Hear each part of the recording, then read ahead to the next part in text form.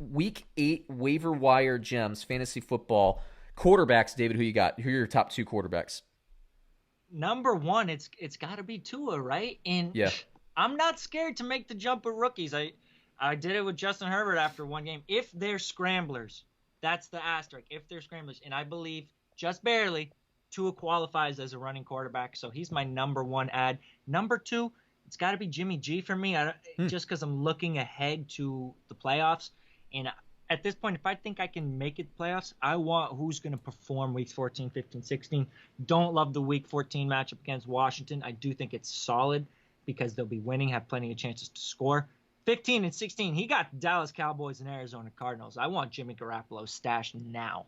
Or someone else in your league figures it out. There you go. I had Tua on my list as well. I cannot believe he's only owned in about 20% of the leagues. That will change by this week, and it will certainly change. If you don't get him before this game, you lost your chance. I mean, come on, guys.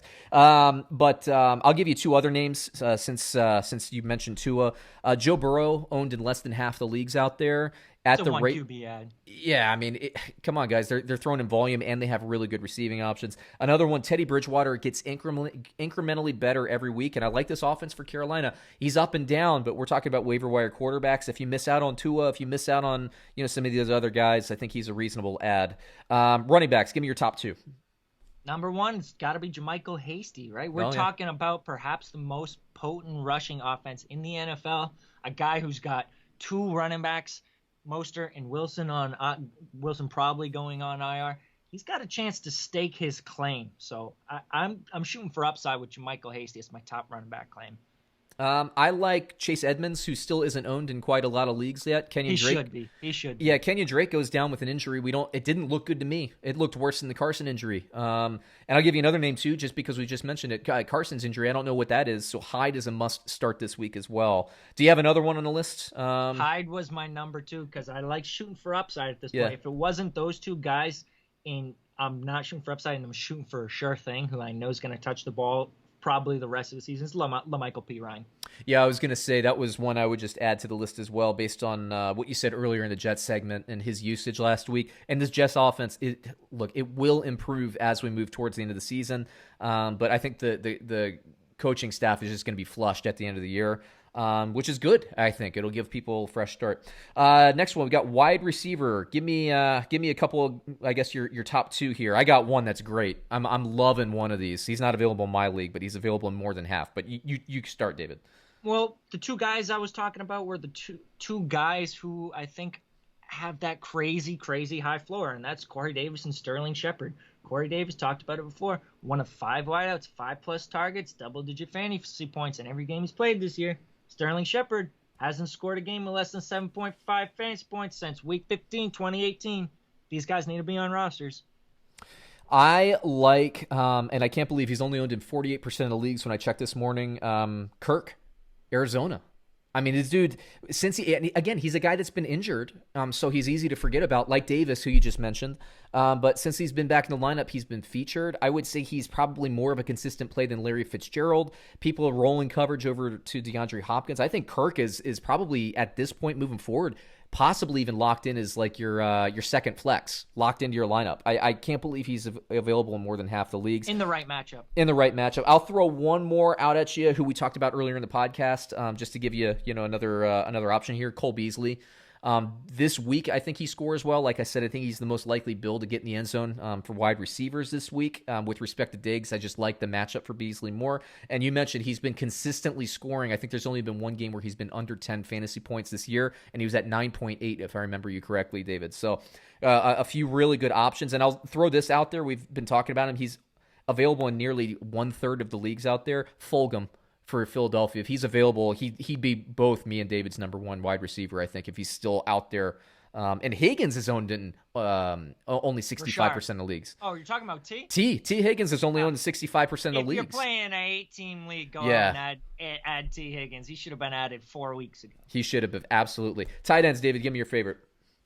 It's Trey Burton coming off the bye. Yeah. I believe in Indianapolis's usage of the tight end position, Yep. not only historically but this year as well. Trey Burton, he's only owned in 6.5% of ESPN leagues. That blows my mind. Unreal. For me, I'm gonna go with the IR guy. We talked about it earlier, Dallas Goddard. You got to pick him up. Once he's activated, it might not be this week, but he's worth the waiver. He's worth the claim, especially if you have injured list and you have an open slot. Pick him up and put him on that injured list. He's going to come out and he's going to be getting 10 to 12 targets a game for the rest of the year. There aren't many guys that you can pick up off the waiver wire at that caliber. You got another one for us at tight end, David? I like both Logan Thomas and Irv Smith. I think they both are going to have utility as streamers. You're not starting either one of these guys on a weekly basis, but in the right matchup, both of them have utility. That's a great one. I forgot to write down Thomas.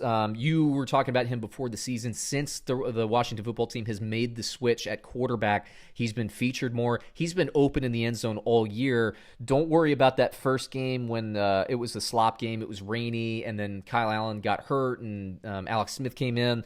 Just take that one off, and I think they had a tough matchup after that. But Thomas has gotten in the end zone, I think, the last 2 weeks, definitely this past week against Dallas. I think he's going to get better and better. That's a great pull. I'll add one more to the list here, just because I'm interested in to see what happens, but I think he's going to get better is Mike Gesicki with Tua at quarterback. I just have a feeling. I don't have anything analytically or anything like that. I just have a feeling he's going to get better. I like his talent. I think he's going to be good. And people have been overlooking him because I think he missed a game or two, and Shaheen got in the end zone like 2 weeks in a row. Gesicki, I think, will be an impact player at the tight end position moving forward. Let's move to defense and special teams. I had a hard time picking some guys this week, David. So why don't you just give me two, and I'll see if I can find one. I didn't even look at defensive special teams, so let me hear what you got for me. All right, so I like the Saints playing the Bears just because it's the Chicago Bears, and they've been having struggles offensively, but I got to be honest with you, I don't love it. The matchup I really look at to find some value, and you still have teams like the Philadelphia Eagles who have been playing quite well, but they're owned in about 2/3 of the leagues at this point, so it's going to be hard to get them. Kansas City against the Jets, I think, is a slam dunk. They're only owned for some reason at about maybe 70%, so it's unlikely they'll be available, but if they are, come on, you got to pick them up and play them. They would be my stream play of the week. And then that Denver versus Chargers matchup is the one I look to, and I skew more towards the Chargers than the Broncos, but it's a tough week to find a stream play, I think. Yeah, and I think, did you mention the Eagles? I did mention the Eagles, but they were owned by a lot of people, okay. I thought. Yeah, I think obviously if DiNucci plays, they're going to be one of the top streams of the week. You know what's funny is I have Baltimore because I had to pick up Philly's defense in my roster to deal with Baltimore's bye week. If DiNucci's playing, I might keep Philly rostered this week and play Philly rather than play Baltimore versus Pittsburgh. I mean, absolutely, you have to. It's that's a tough call for me because Baltimore's been so consistently good, but for crying out loud, Dallas and oh my gosh, it's gonna be bad. Anyway, I think that's it, man. You got anything for the crowd before we go? Nope. All right. We hit it all. All right. Hey, everybody have a great week. Like, comment, subscribe, all that stuff. Appreciate it. We'll catch you next week. Thanks.